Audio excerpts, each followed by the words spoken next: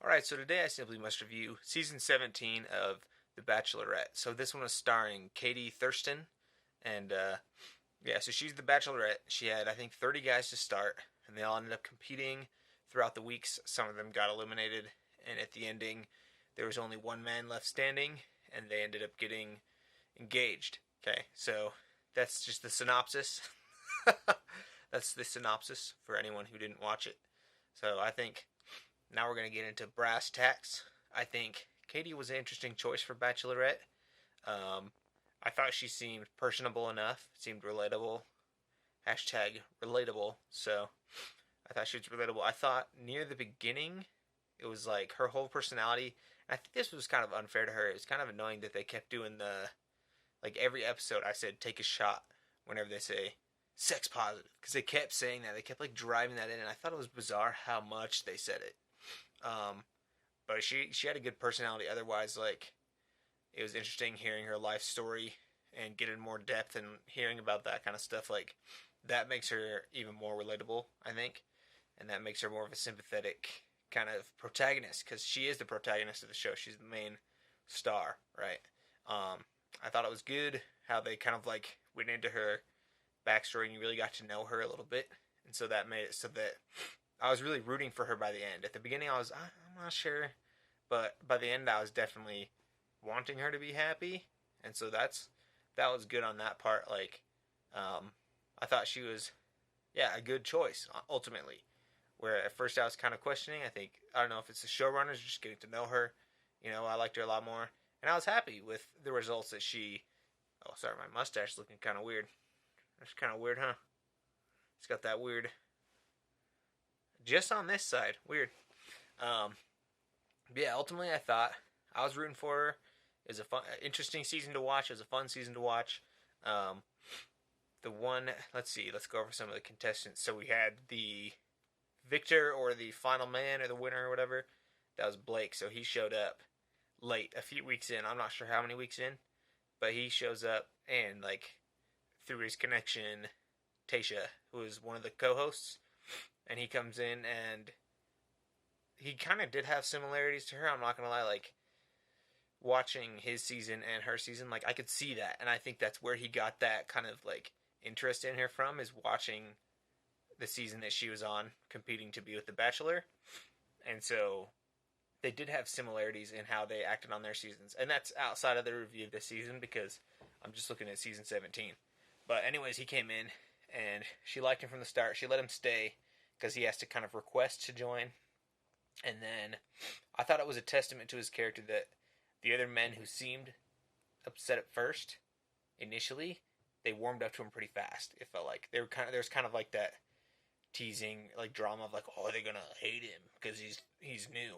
But instead, he fit in pretty quick, and I think that was kind of a testament to his character uh, with the other men. Because if they had sensed any kind of like problem, they would have really dug into that. And I think there was some of that in this season of the men always wanted to have a villain, kind of. I don't know if it's like, it wasn't a conscious thing probably, but the one person I think really stood out when it came to that kind of stuff was Andrew. I thought he, like, a lot of people might say, oh, he's wrong for not wanting to tell her, but I commended his focus on his relationship with Katie. Like, I think that was the best response you can have. I try to think through, if I was a contestant, I would like to be come across like Andrew, who doesn't want to get involved in that stuff and eliminate other contestants by like kind of tattling to the star. Because I kind of get that idea of like you want to focus on yourself, and I'm not saying that the other people were like bad, but I think it's just really your own decision at the end of the day. I would rather my time be spent on building my own relationship, and I think that showed as to why he got like further in. I can't remember if he was fifth, the fifth place, if you want to say. Um, I think some other notable ones were Michael. Like at first he came in, he seemed like a goofy guy, and I was like, I can't remember which Michael it was, the one who had a child. So he kind of came in. At first I was like, I don't know about him. He seems all right. But then you get to know his backstory. He was one where the backstory really makes you appreciate him so much more, because you find out that he had a wife at some point. And she ended up dying of cancer. That was really sad. And oh man, that makes you like bond to someone a lot. And I don't think he told that story for like any reason other than that's part of his life. It didn't seem like, because sometimes they'll tell stories about their past and you can tell they're trying to get ahead with it, like with other contestants. I didn't feel like that happened too much this season, but other seasons I've watched, they'll tell like a sob story and you're almost like, why would you tell that at this junction other than you think you're going to get eliminated? But I thought his was really important to who he was, and so like it made me feel bad for him. It made me like the guy a lot, and it was sad when he left. But I get the idea of having to leave for your child because that's your priority, and that to me is a mark of a good guy. And then let's see, I feel like the biggest one. Well, so one that I liked at the very beginning, I really liked Trey, and I think he was a computer engineer or something like that. But I bonded to that obviously because I'm interested in the same field, and I was disappointed when he kind of got caught up in the drama, and I think that's why he got sent home ultimately, is because he didn't focus on his relationship with Katie. Who was the other one? I'm trying to think who else was a standout kind of. Third place, what was it? Justin? Yeah, so I thought Justin, like, I felt bad for him at the final rose when he said, I feel like I was just there by default. And I kind of get what he's saying because two of her favorites left, and like he was still there. And I think he was a great guy on his own, but I don't think they had as strong of a connection, I guess, at least from what we saw, right? I always want to say, like, from what we were displayed is probably different than the reality of every situation, you know. And it's not saying they're lying to us, but they have to make a show that makes sense. Like you don't just get an hour, 20 hours worth of. I mean, each week, right? You don't get an entire week condensed into an hour or an hour and a half without losing a lot of information. And so when Katie said that after the final rose, there were so many unshown moments. I thought that was like a really good thing of her to say, to kind of show us, like even though from what we see, we think, oh, they probably didn't have that good of a connection. Like they might have a lot more stuff that happened to him. And so I appreciated that. I think he seems like a good guy. He could be the Bachelor, but then I also considered that maybe he wouldn't be because his parents didn't show up to hometowns. And so I don't know if they would work with a family or with a Bachelor whose parents wouldn't, show up at the end. Because I think that's a really something that they look for, I guess. Maybe. I don't know. I don't know if that's actually correct here. I would choose him as Bachelor. And just a funny, interesting thing I noticed. He looks like an exact mix between his two friends that did show up. I thought that was like, I was like, whoa. I kept thinking that the entire time. I was like, he looks like a mixture between the two friends that actually did come. And yeah, that was cool. And I liked him. He seemed like a cool guy. His paintings were excellent. And he was a classy dude. And then let's see who else. The last one I'm going to talk about is Greg. Because Greg, I honestly think he might have been the choice. That was kind of my guess. I made a bet with the person I was watching the show with. I said $20 that it's going to be Greg, and it wasn't. So I lost my $20. I thought he had a good bonding point with Katie, and they had a good connection, but what ended up happening was he left because he was upset. And I feel like that fight, it felt like a big misunderstanding or miscommunication. I'm not sure. It seemed like one of those fights when, you're fighting with your person and you're like, wow, this fight is so stupid. Like, can't we just stop fighting? But you don't even know why it started, and it's just a big confusing mess. And then people say stupid stuff, and then it just continues. And those are the most exhausting kind of fights you can ever have. When you're like, I don't even know why this is happening. This is stupid. And especially if you're the one who started it, you're like, oh, I regret everything. But he was pretty obstinate about leaving and having that issue that he had because he said she didn't react properly. And I get where he's coming from. And that's the vexing part about it is you can't be on, or at least for me, I couldn't side with either one of them. honestly. I feel like Greg was being a little bit dramatic, but at the same time, it's like, if that's what's really important to him is getting the right response, then okay. And then if he's going to walk away because of that, do you really want to end up with him? Do you really want to be with someone who's going to walk away with you, or walk away from you because you didn't respond correctly once, I guess?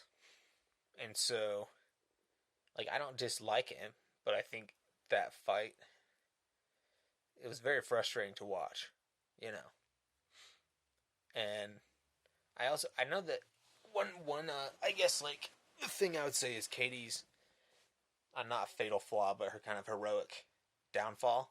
I feel like she always had the need to kind of get like a powerful finisher on the people who, like, she was sending home, and that she ended up not liking. Like, there was one guy, Thomas, who they all think was just there to become the Bachelor, um, and he did speak in a very, like, political kind of way, not talking about politics, but his responses always felt extremely political, and that they were very measured, and, like, they would hit key points, without actually saying anything or making any promises. And she goes, she calls him up the day she sends him home. She goes, "Your audition for The Bachelor is over." Like, and she tried to get like these kind of sick, like, burn one liner, like, power coup de grace, and I almost felt like that seemed a little put on, or I didn't. I kind of felt like, you don't have to do that. You don't have to get that. You don't have to get that, like, power moment. You can just, like, send them away. You don't need to. And so that was the one thing I just thought, like, and maybe it was important to her. That's all I'm saying, is I just thought it was kind of weird how she always had to get one of those out, especially on Greg after the final rose. She had to get him with the, "Oh, you were acting the whole time," and I was like, I don't know, dude. Like, she said they were based on internet rumors, and I'm like, I don't know. I just felt like she could have been on the high road, but then that kind of brought her down a little bit. But I still like her, right? I don't have any problem with Katie as a person. That was her heroic flaw, if you want to say, but she was still a good, protagonist. And then I watched the finale twice in two different groups, and the first time I felt like it felt so fake watching her, and oh, I'm drawing a blank on his name now, Blake. Watching her and Blake, I kept saying, "This is so fake," but then I watched it again, and then I said, "Oh, I could actually see this being genuine, like the I love yous and choosing each other and the proposal." And then, yeah, so I think that was a happy ending for what we know so far. They're still together, at least now, as of the time of this recording, as far as I know. And then for the host, so I thought it was bizarre that they had two hosts, like co-hosts. I kind of just wish they picked one. I think out of the two, to me, so there's Caitlyn and Tasha. To me, I felt like Caitlyn exhibited more personality, and I think Tasha was a great hostess as well.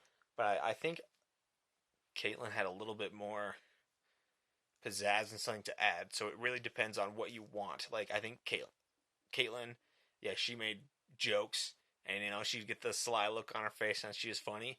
But Tasha, I think, was more neutral of a host. So I think either way, like, I prefer Caitlyn. I think, um, I like Tasha a lot. Like, I really like Tasha throughout all the other seasons I've seen her through, right? And I root for her always. But I think, and this is the first time I've ever seen Caitlyn, but I thought Caitlyn was a good host just because she added a little bit more, and I liked it. I thought she was funny, right? So ultimately, I like the hostesses. All right, I think it was weird. I kind of wish they just stuck with Chris Harrison, because I think he's more of a neutral presence, and I think that might be like what you want. Another thing was, right. So I don't know. Yeah, I thought it was weird having different hosts at all. Right. I'm gonna think it's weird no matter who it is. So, but they did a great job. I think they were both great. And at the end of the day, it was a pretty decent season. I would give it a watch it if you want. If you're into the dating reality shows. And so ultimately, I will give this season